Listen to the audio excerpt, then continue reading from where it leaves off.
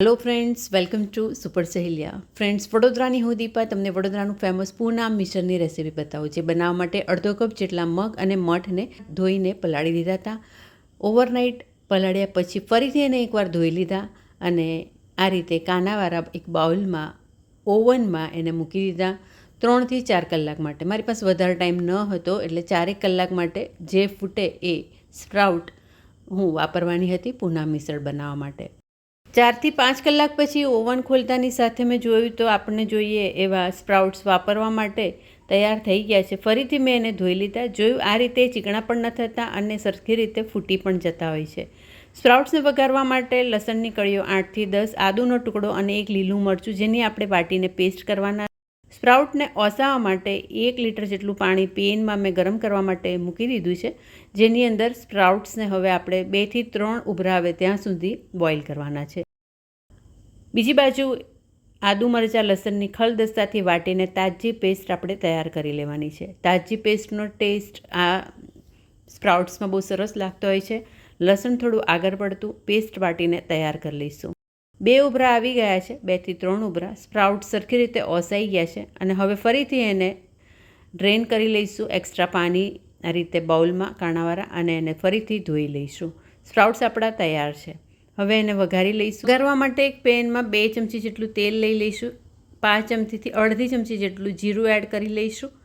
જીરું થોડું ફૂટે એની રાહ જોઈશું. જીરું ફૂટે પછી એની અંદર થોડી હિંગ એડ કરી લઈશું, 2 ચમચી જેટલી. 5 ચમચી જેટલી હળદર એડ કરી લઈશું. અડધી ચમચી જેટલું લાલ મરચું એડ કરી લઈશું. તીખાશ ઓછી વધતી તમને ગમે એ રીતે એડ કરી શકો છો. ફ્રેન્ડ્સ, પછી અહીંયા આપણે એડ કરીશું આદુ મરચાં અને લસણની પેસ્ટ. જેમાં તમે લસણ ન ખાતા હોય તો સ્કીપ કરી શકો છો. આદુ અને લીલા મરચાંની પેસ્ટ એડ કરવાની. હવે આપણે આ પેસ્ટને થોડી સાંતળી લઈશું. પેસ્ટનો કાચો ટેસ્ટ દૂર થઈ જાય ત્યાં સુધી એને સાંતળી લઈશું. એમાં એડ કરવાના રહેશે પછી સ્પ્રાઉટ્સ. સ્પ્રાઉટ્સ આપણા ઓલરેડી ચડીને તૈયાર છે, જે આપણે એને ઓસાવી લીધા હતા. એટલે હવે બસ બીજા મસાલાની જે બાકીના મસાલા છે એ એડ કરી અને હલાવી લઈશું. હવે આપણે એમાં મીઠું એડ કરવાનું છે. મીઠું અહીંયા અડધી ચમચી જેટલું એડ કરીશું. મીઠું એડ કરીને જે ખલદસ્તામાં આપણે આદુ મરચાં લસણની પેસ્ટ વાટી હતી એમાં 1/2 કપ જેટલું પાણી એડ કરીને પાણી એડ કરી લઈશું. અહીંયા થોડો રસો હોય એવા સ્પ્રાઉટ્સ રાખવાના છે. બહુ વધારે પડતા રસાવાળા પણ નહીં બનાવવાના, પણ બસ થોડું ઘણું પાણી એડ કરી હલાવી લઈશું. બાકીના મસાલામાં હવે આપણે ધાણા જીરુંનો પાવડર એડ કરવાનો છે, જે અડધી ચમચી જેટલો એડ કરી લઈશું. ધાણા જીરુંનો પાવડર એડ કરી હલાવી અને મિક્સ કરી દઈશું. આપણા આ સ્પ્રાઉટ્સ લગભગ તૈયાર થઈ ગયા છે, જેને આપણે સર્વિંગ બોલમાં કાઢી લઈશું. તો પૂના મિસળ બનાવવા માટે આપણી સૌ પ્રથમ જે સ્પ્રાઉટ્સ એ આપણા તૈયાર છે, જેને બાઉલમાં હવે સર્વિંગ બાઉલમાં કાઢવાના છે. બીજી તૈયારીમાં આપણે પૌવા બનાવવાના છે.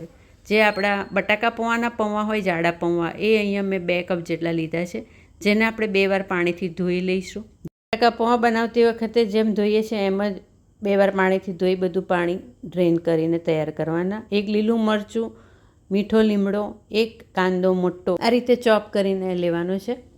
બીજી તૈયારીમાં મસાલાનો ડબ્બો, તેલ, મીઠું અને હિંગ તો પૌવા જે બનાવતા હોય છે એના માટે હોય જ. સૌથી પહેલાં ચાલો હવે આ પૌવા જે છે એને ધોઈ લઈએ. 2 વાર ધોઈ એનું પાણી બધું મેં એક્સ્ટ્રા કાઢી લીધું છે.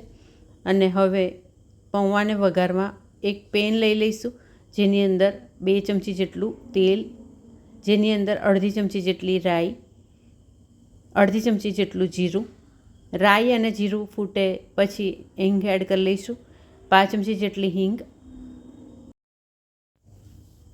પછી આપણે એડ કરીશું મીઠો લીમડો, બારીક સુધારેલું લીલું મરચું. મરચું થોડું સાંતળી લઈશું. એડ કરીશું હવે એમાં કાંદા જે આપણે સુધારીને રાખ્યા છે એ. થોડો કાંદો મેં રવા દીધો ગાર્નિશિંગ માટે, 2 ચમચી જેટલો. કાંદો હવે આછો ગુલાબી કલરનો થાય ત્યાં સુધી સાંતળવાનું છે. પછી એમાં એડ કરીશું હળદર, અડધી ચમચી જેટલી. લાલ મરચું, અડધી ચમચી જેટલું. વધારે તીખું ખાતા હોય તો થોડું વધારે એડ કરી શકાય. મીઠું એડ કરી લઈશું 1 ચમચી જેટલું. અહીંયા પૌવાના ભાગનું પણ મીઠું એડ કરી રહ્યા છે એટલે મીઠું થોડું આગળ પડતું એડ કરું છું, 1 ચમચી જેટલું. બધા જ મસાલા પૌવાના ભાગને એડ કરવાના, એટલે એ રીતે આપણે મરચું મીઠું એડ કરી શકાય.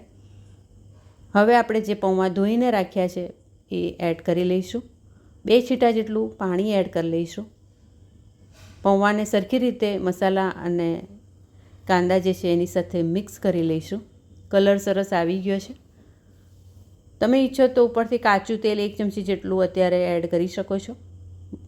અહીંયા લીંબુનો રસ એડ કરું છું 1 ચમચી જેટલો. ખાંડ એડ કરું છું 1 ચમચી જેટલો.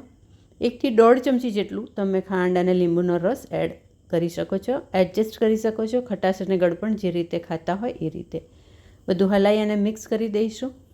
મને થોડા ડ્રાય લાગે છે પૌવા, એટલે થોડું 1 ચમચી જેટલું શીંગ તેલ એડ કરીશ. બધું હલાવી અને મિક્સ કરી દઈશું.